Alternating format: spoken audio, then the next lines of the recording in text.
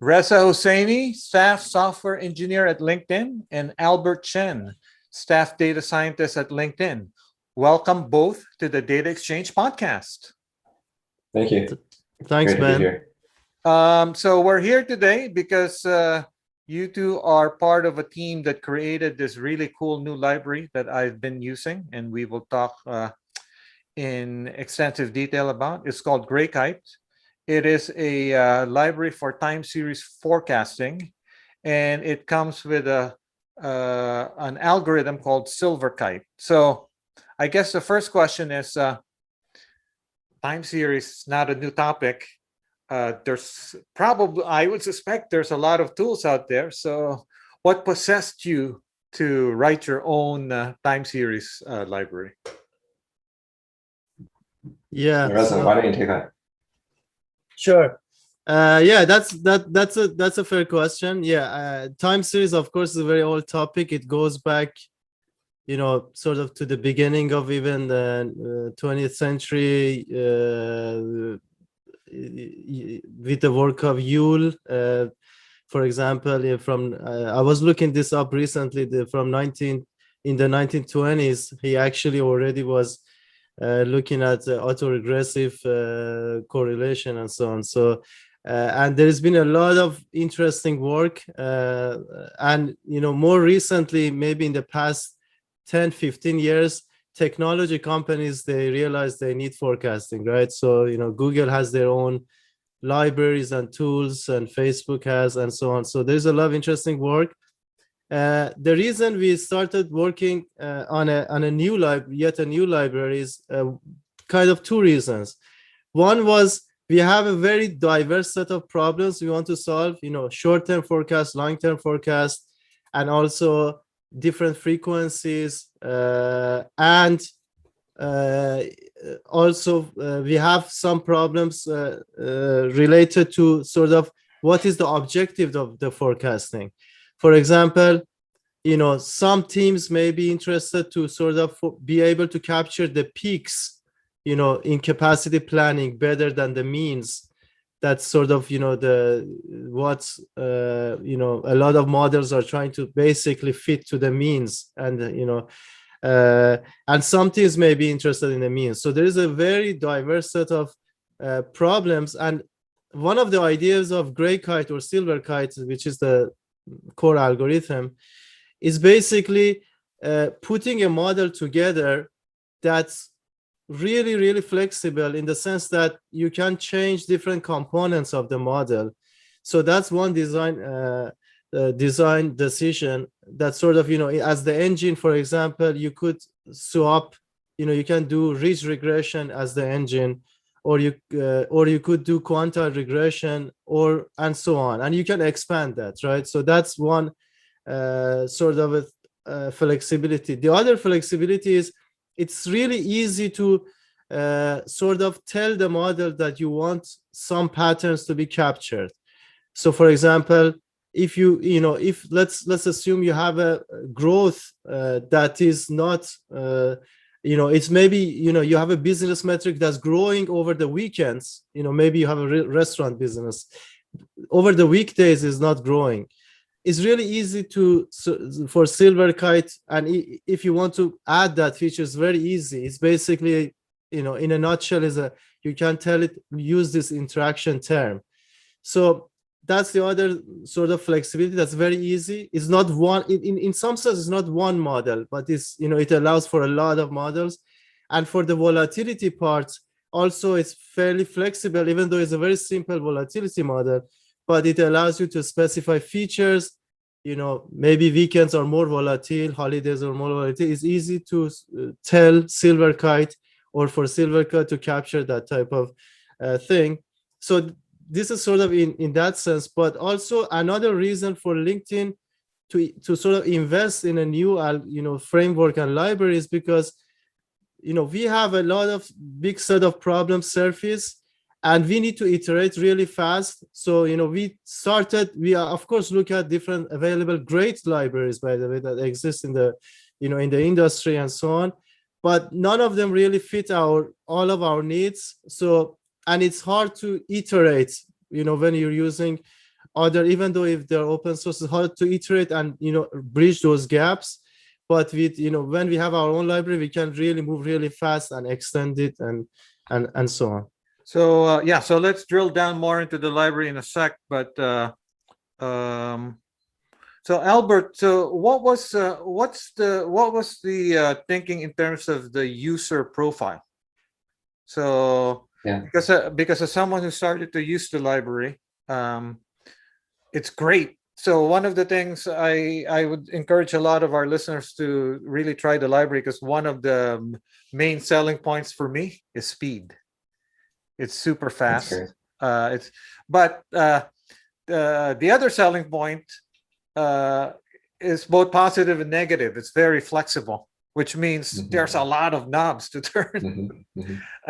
So Albert, so I would imagine then the target user is somewhat data science-y, or so who was the target user? Yeah. So let me give a little bit of the background about that. Reza and I are from the data science applied research team at LinkedIn. And so our mission is to build these foundational technologies that can scale and be used across the business, and as well as democratize them. So that last piece it relates to your question. We noticed that forecasts are being developed, owned, and used by people across all functions. It's not just data scientists who are creating forecasts for the business, people in business operations, financial planning.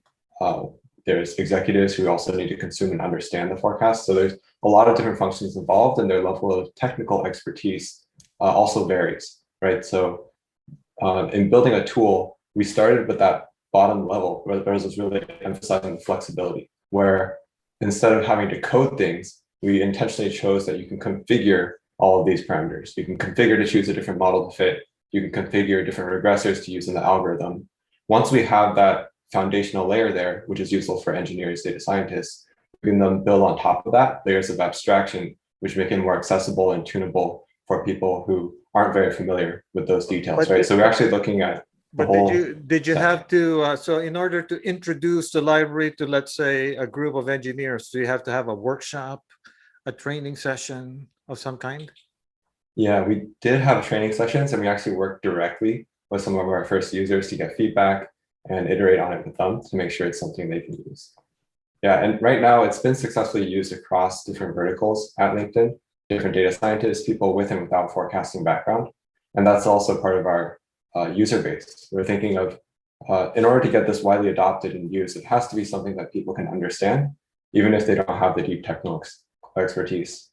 So what is the expectation? I guess either one of you can answer this in terms of level of usability, because right now it's flexible. So there's a lot of knobs, and a lot of the knobs may use terms that are not familiar to, say, a developer, right? So someone who's technical but not deep into the weeds enough to understand what you mean by change points or growth, type of growth, and so on and so forth. So what is the so as you see the project evolve, what would be kind of the level of interface for a developer, for example? Yeah, so we're moving in that direction where it becomes easier and easier to use. We have something called model templates. And the idea here is that instead of tuning every single knob, we'll give you some higher level knobs, right? So instead of saying, I want change point flexibility or the penalty to be like 0.9, I'm just going to say, I want fewer change points, more change points, medium amount of change points. And so we have templates which expose these higher level knobs to the user. And they can say, I'm doing a daily forecast long term. It'll automatically do grid search over the types of models that we have found well to work in the past. And so as we go in this direction, we'll be able to build out more templates to make it easier to use. So Reza, I was hoping that he would answer using the magical phrase auto ML, you know. So yes, because basically of course for a developer, here's my data. Right. Yeah, that's fair. I think that's interesting. Yeah, it's actually a very good question, and that's something that we thought about a lot. We started from being very flexible, but like Albert said, the concept of model templates is basically sort of to In have between. with both ways. So Yeah, yeah, have and for change points, for example, somebody can just say change point is auto. Like, and we have, I think, auto option for almost everything. Like, for example, auto regression is auto. Then it will sort of have some defaults and some logic behind, depending on frequency of the data and so on, to figure out what, and forecast horizon, for example, figure out what's the right knobs. But I think this is somewhere, is a place, to your point, that there is a lot of room for improvement to make it sort of really an auto ML sort of solution. We are not there yet, but I think this is one of the things that we want to do. So, and that's what I'm trying to do, because I'm kind of hacking together Tune with GreatGuide. So for our listeners who listen to this podcast a lot, many of them are familiar with Ray Tune, right? So, but so one of the things that I noticed actually, so the library comes with flagship algorithm called Silverkite. But when I first came across the library, I pip installed it. To my surprise, I'm going, what the hell? It's installing Stan and Profit. Okay. So what was the thinking behind including Profit, which, by the way, I also use and love. It's a slightly older library, so it's a little more mature in terms of documentation and onboarding and things like this. It is Bayesian, so it's slow. But then it's also, in many ways, it's kind of orthogonal to GreatGuide. So I was kind of surprised that you guys included it into GreatGuide. So what was the thinking behind making us install Stan and Profit? Sure. Yeah, maybe I'll take that, and then Albert can add a bit to it. Yeah. So basically, the library is mainly about Silverkite, but there is something that Albert probably can talk about a bit more. Is we try to introduce a framework in this library, in GreatGuide library, for model tuning and sort of estimators and benchmarking and so on. So some tooling that are applicable to other forecasting libraries. So you can take Profit and auto tune it within. So maybe in some sense similar to RayTune that you mentioned, but and also because Profit is a really great library, like you said, many people, it's a very popular library. We chose Profit as the other algorithm in the library, basically to showcase this is possible. Although the installation and so on, we understand could be a bit problematic because of that, and we are fixing this issue by sort of optional install of Profit and so on, because it's caused some issues. But Albert, do you want to add something? Maybe Albert, you can talk about this before you jump in there, Albert. I confirmed that, Reza, that when you start installing something you don't control, you could run into trouble, right? Yeah, we are working on this issue. We think we have a solution that you can sort of optionally use Profit. So we should be able to release that fairly soon. All right, Albert, Profit. What make the case for including Profit? So, like you mentioned, Profit is a very popular library, and part of it is just its recognition. It's been used very widely, and so in order for people to see like how is Silverkite doing, it's actually helpful to have a comparison. And we noticed that if we want good coverage across all the forecast use cases at LinkedIn, we shouldn't expect Silverkite to solve all of them. Right, so to succeed, it's actually best to pull things into a framework, let people have a common interface, and then be able to then apply multiple tools, compare them, and see what works best. Now we find that Silverkite actually does end up working very well at LinkedIn, and that's what our customers are using. But longer term, I see like there's two aspects to it, right? There's the algorithm or model, and there's also the framework side. And in the open source, there's also a bunch of other modeling frameworks. Often, whenever someone releases an algorithm, they also release a framework with it. And so there's probably going to be some convergence of frameworks over time. But with the models, hopefully they can like plug in and be optional and use with whatever framework the user chooses. But I have to say the difference in speed between Silverkite and Profit is just enormous, right? Or am I imagining? No, it's very different. We think the same. And this is one of the design decisions, actually. We designed the model in that kind of component, that can be decomposed for speed, because, and I can get into more details, but that's definitely a deliberate choice, because as you know, we need fast forecasts for some use cases for sure. So at this point, at a high level, so you don't have to go into details of anything proprietary in LinkedIn, but give us a sense of use cases. So is it mostly batch? Is there some real time? Is it mostly weekly? Is there intraday? And so on and so forth. Yeah. Yeah, Albert, Reza, why go don't you ahead. start? No, you Okay, go first. Okay, I'll go first.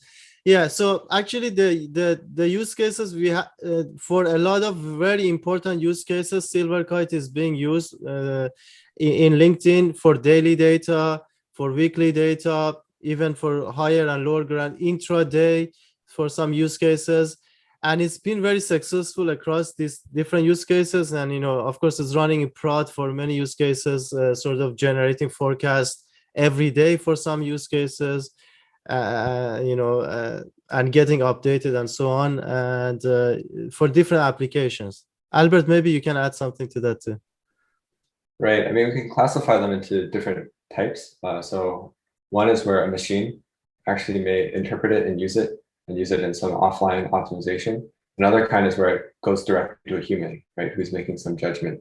So the types of customers that we engage with, just to give you a sense, there's the classic resource planning, which is I need to know my forecast for the next year, so I can allocate budget, so I can plan how much hardware I need to come in. So that's where we do forecasts for our data centers. Then there's also performance management, which is more like metric owners who have a certain metric target, and they want to say, what is the organic growth going to be, so that I know based on my initiatives what I should set as my business target, and I need to track success toward that target. So we're doing forecasts for them as well, which is often like quarterly forecast horizon, often daily data. And then there's also forecast for more of the systems. We're actually getting down to the level of, is the system performing healthy as we expect? And there's actually some interesting interplay here with anomaly detection, where if you have the right baseline, you can figure out what's normal and what's out of bounds. So it sounds like there's a mix of human in the loop, machine generated Right. data, and so on and so forth. I want to propose a use case, which is this famous. Isn't there a famous LinkedIn economic report where they say here are the job titles that are rising, and so on and so forth? Mm-hmm. So maybe we can use Silverkite in the next edition of that report to forecast the future. I'd love to know. Yeah, actually, that makes sense. I think that's an interesting suggestion. So yeah, you guys should approach the team putting together that That's report. Yeah. report. Yeah. So quick question, open source, right? So we're talking open source here. So a lot of open source is building community, helping new users, and so on and so forth. Obviously, you guys are a fairly new project. Your focus was getting your code ready, getting it out there. Mm-hmm. So give us a sense of the level of investment in community building, which includes documentation and so on and so forth. So this is your chance to make a pitch to our listeners that who might be thinking about wading into GreatGuide. Is GreatGuide going to be a project worth learning? In other words, are you guys committed to? Yeah, absolutely. Yeah. So we were very excited by the open source response from the community. We had almost 1,000 stars now after less than a month of being in the available open source. And one of the reasons we open source was to get feedback from the community, see if it works well on use cases outside of LinkedIn, and see if we can really grow this into a project that sustains over time. If we think about LinkedIn's forecasting needs, it's going to continue well into the future. And as we were talking earlier, there are different things we want to improve with auto tuning and making it accessible to non-engineers that we're going to continue working on in the future and hopefully make it better. So What's the yeah, level? What's the level of commitment to documentation, for example? So there are some projects that sure. put documentation on par with code, even, right? So Reza, do you want to answer that? Okay, sure. Yeah, first of all, about open source, maybe I'll say a few words. Like Albert said, one of the reasons for open source, we love the feedback and contributions over time, but also, we really like to open source the project because we think that we can bring something to the community. And I'm really interested to see how people are going to use our work in so many different contexts. Somebody can maybe interested in forecasting hospital, the number of people who is going to be hospitalized, number of ventilators we're going to need. Maybe it could be useful in so many good projects outside the tech world. So and then another reason for open source, of course, like any open source project, we want to enable people anywhere in the world to sort of be able to use tooling for free and maybe build a business and so on. So those all of those good reasons for open source really motivate us and also motivate our team members. They are very excited. Junior people or other researchers, they are very excited about open source. In terms of our commitment, yeah, we are definitely very committed and to actively sort of improve and make the documentations better. I think we have tried really sort of hard to make the documentation be good, but of course we can improve, and we are totally invested in that too.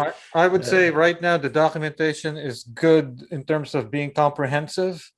It's a little daunting.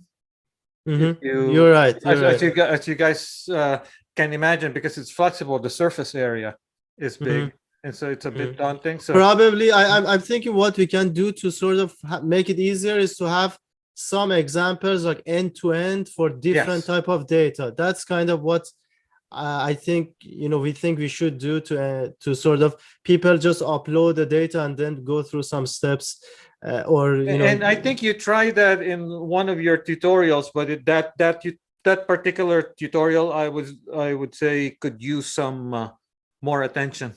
That first, as you say, Reza, the first end to end. Yeah. For listeners who are not familiar, we have a documentation which walks users through a quick start guide, as well as specific features like how you do benchmarking, how you tune a model, how you do the exploration of the data and get plots like looking at seasonality and so on. And then also like detailed tutorials on how change points works and how you can tune change point detection. So that's like one section of the documentation that I think we can make even easier as an entry point so that users don't have to read a lot. They can get started, they can copy the code. And then, of course, we have the detailed references if people need it. So, what's that expression? Imitation is flattery, something like that, right? So, I mean, I don't know. You guys should take a look, for example, at that first tutorial from Prophet, how easy it is. But on the other hand, I think your library is a little more flexible, so there might be a lot more to say. I don't know if you can distill it to that level of simplicity that they have. Right.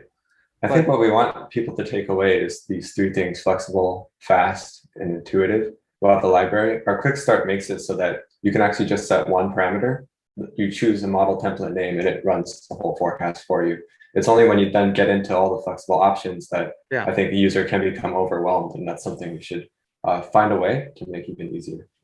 But definitely we have some room to improve, and I think we will take that feedback to the heart. And I would say to the listeners, at the end of the day, the one thing that you cannot take away from this library is speed, and that alone is just worth learning this library. I mean, it's just if you ever use another library that relies on so I guess what are the other major libraries either use Bayesian or deep learning? I mean, or you could use like some in the modeling you could use maximum likelihood for everything too, right. sort of, and then when you have a model that's sophisticated enough with the volatility and everything, kind of, then maximum likelihood kind of based methods or classical time series based methods also become computationally very expensive. And in some of those models you don't have regularization, so you're going to have to do model selection, and then model selection is very computation intensive, even if you use something like for people who are familiar with something like BIC, AIC, you have to like sort of build so many models and choose from them. Right. So give us a sense, what's the near-term roadmap? So what will potential users look forward to over the next 6 to 12 months? Yeah, I think you hit on an important topic when you mentioned about tuning and documentation. The success of the project is not just the code, like the ability for it to create accurate forecasts, but actually, is there good support? And then is there good documentation that helps provide a good entry point for users? So those are very important. And then from the code perspective, we're focusing on benchmarking, auto-tuning, being able to, like you're using RayTune, right? So if we have the right data sets, then also a hyperparameter space to explore, we can start creating better templates for people who don't want to do the heavy compute on their end to do the exploration, and also make it easier for people to find the right parameters for their model. Those are things that are top of mind for me. Reza, anything in the next 12 months? Yeah, I'm hoping also we may be able to sort of release a couple of features that we haven't yet to augment the library that could be effective. But we do have, I think we do have a lot of room in better auto-tune the models. And, in the limited time we had, we didn't, this is kind of the infant version. And I think, in the next releases, we can expect the accuracy to go up. So I think users can look forward to better accuracies when they're just using model templates or very simple models. I think we will spend some time to sort of have better defaults, so that auto ML version would be better. And I think the documentation, to your point, we have some room to sort of to make it better, and that's another thing we can focus on in terms of end-to-end sort of solutions. So I started using GreatGuide maybe 2-3 weeks ago. I've been very happy. But I haven't actually plugged into the community, so I haven't gone. I don't know where the community is. Is it on Slack? Is it on Discord? Whatever. That's one question. And then secondly, what is the release cadence of GreatGuide? So 2 questions: where is the community, and then what's the release cadence? Okay, that's a good question. Maybe I'll go, and then Albert, you can add some. So right now we are mostly communicating through GitHub with the community and addressing the issues there. And some people contacted us through LinkedIn. That's fine too. That's an interesting idea. Maybe the Discord idea and Slack idea. Maybe we should explore that. I mean, maybe I'll ask your opinion about how Slack, to.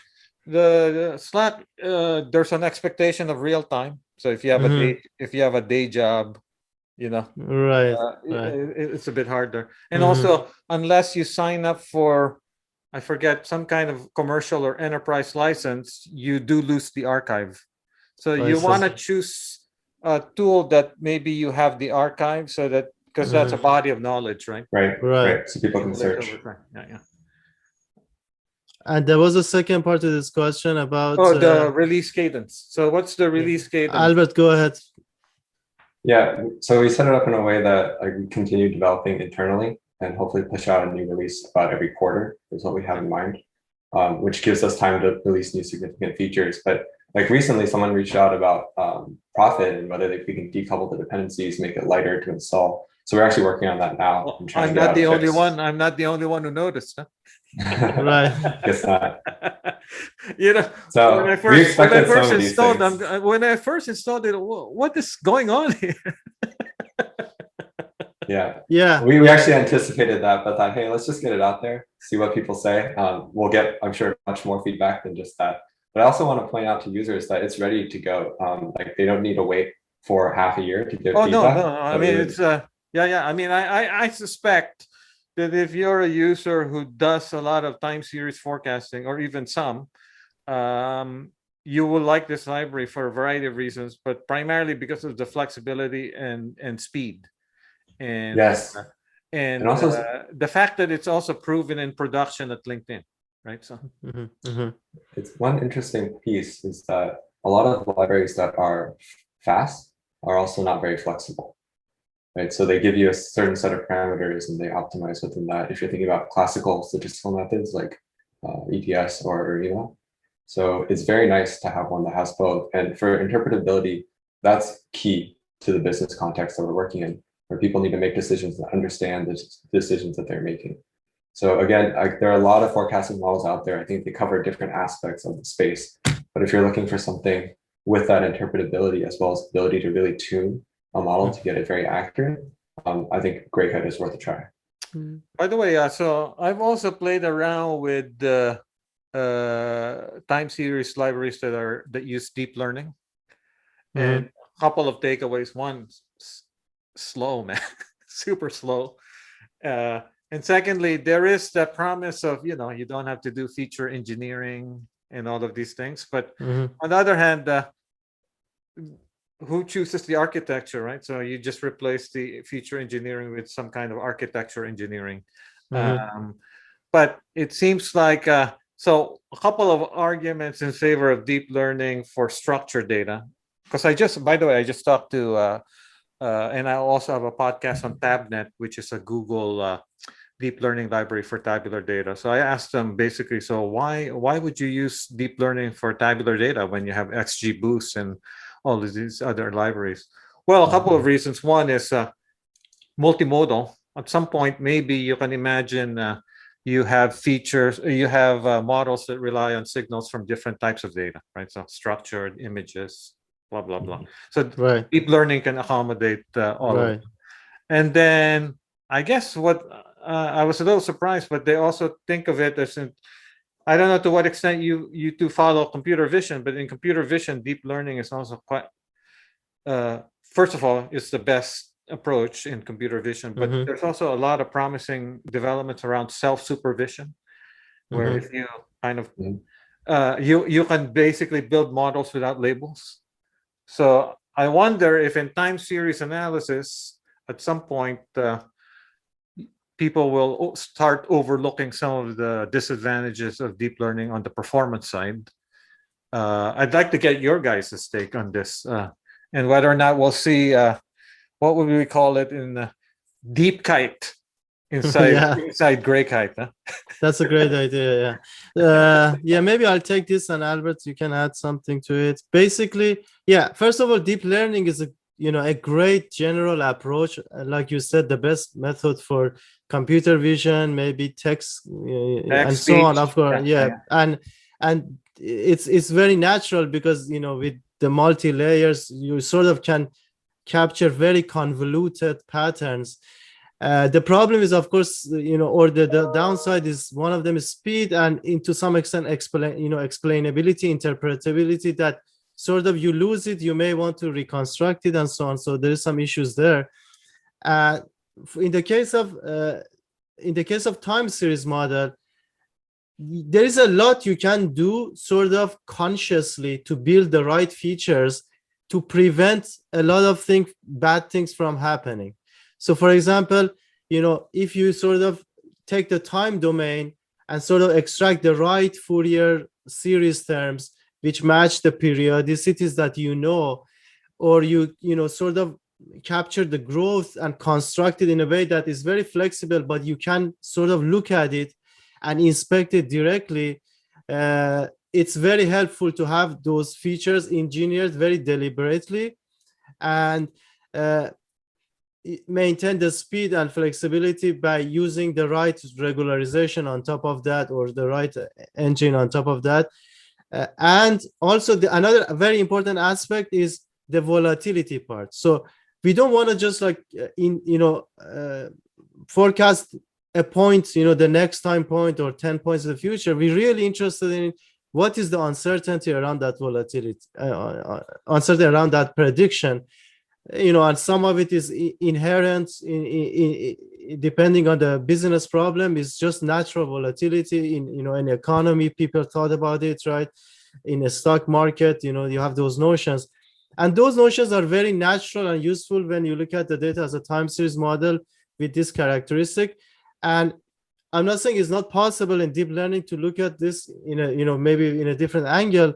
It's just not there, or it's not equivalent in this sense. And even if it's there, maybe the incremental advantage doesn't justify.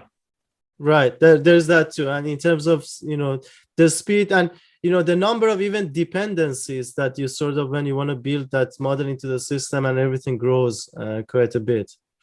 And it's actually, I'm also quite unclear on how much data you need in order for it to be somewhat practical, right? So. Definitely. If we're looking at like one forecast, and especially a long-term forecast, it's often good to go by what Reza's describing, which is interpretability by design.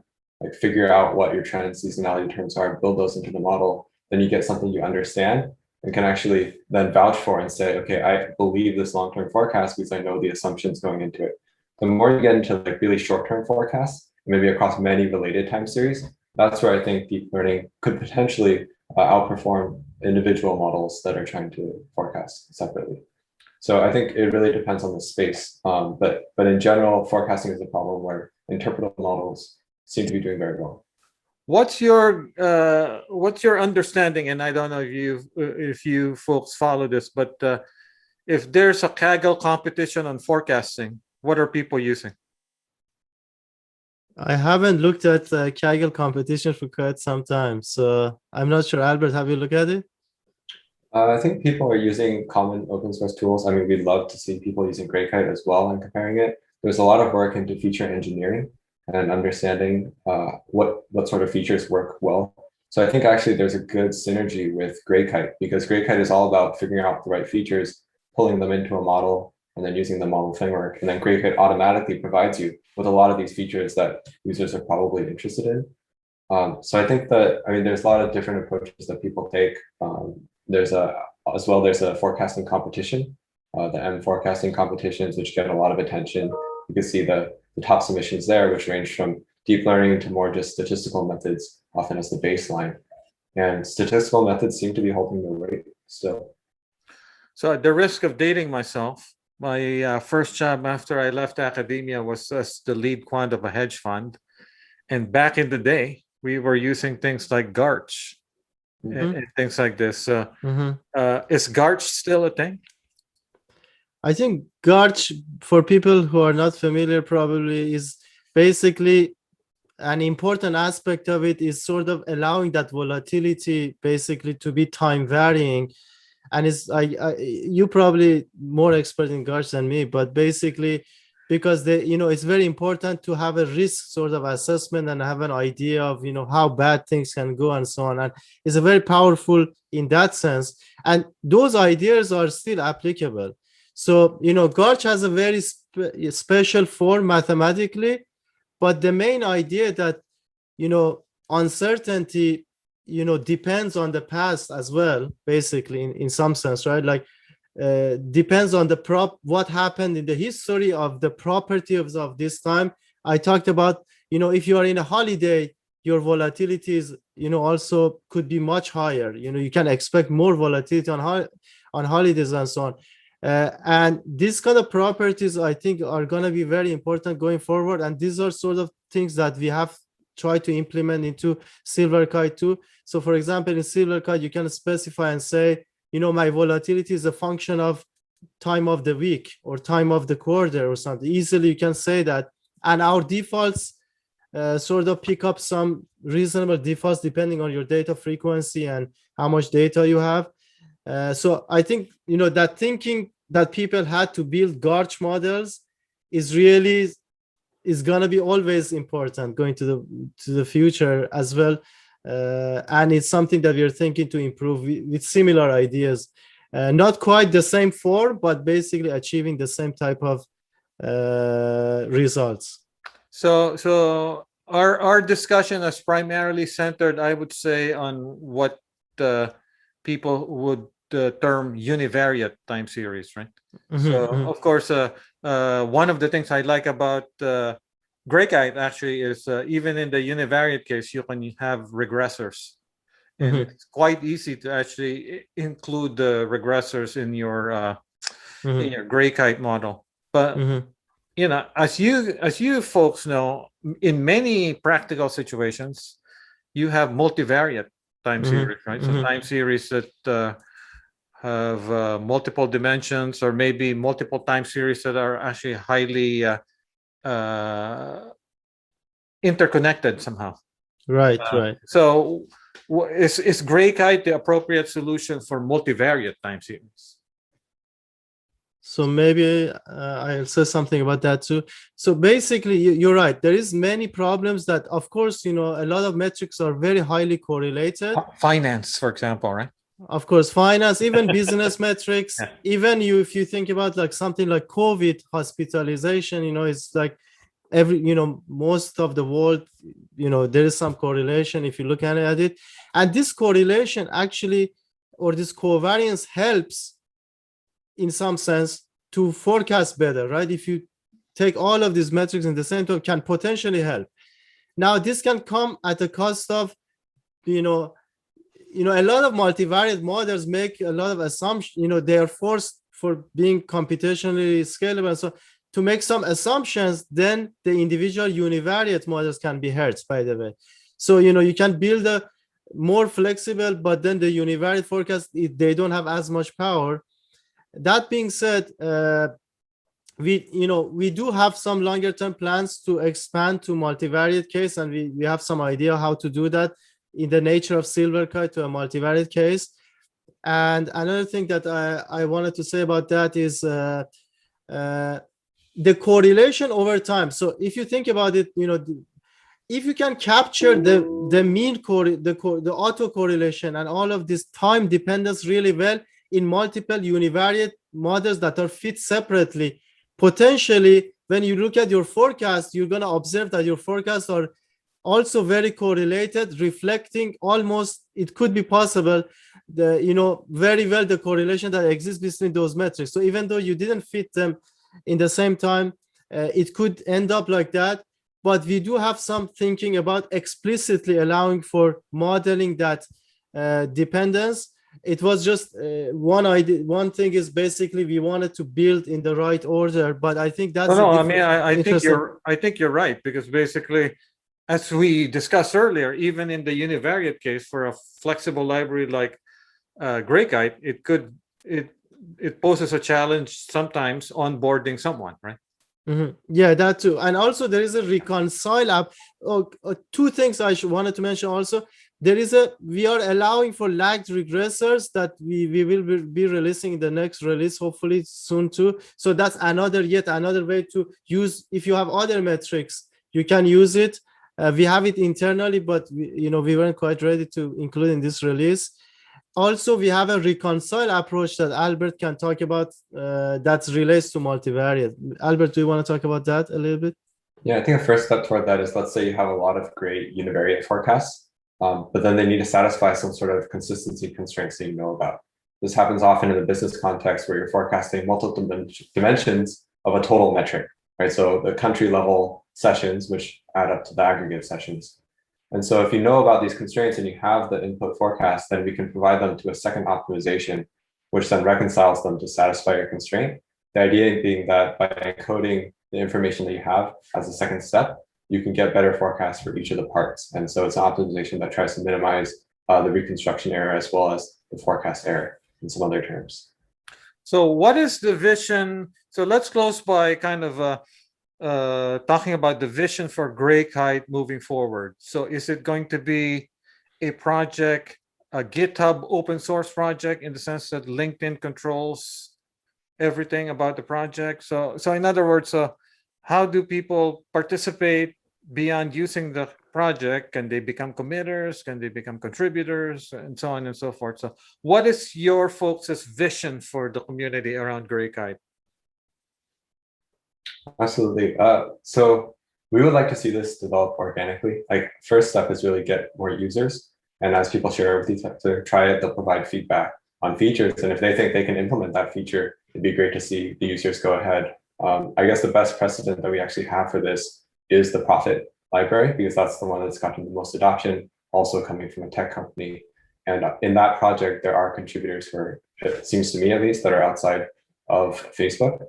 So we're expecting something similar where users or even more impressive than Profit. How about PyTorch? Huh?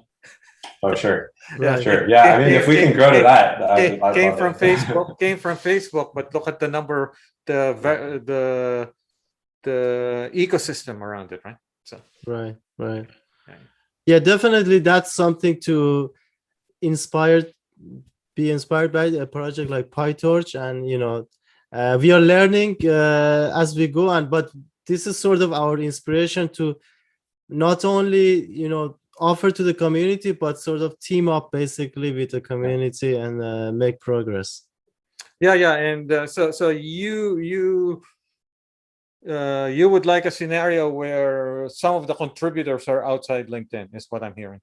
Right, for sure. Yeah.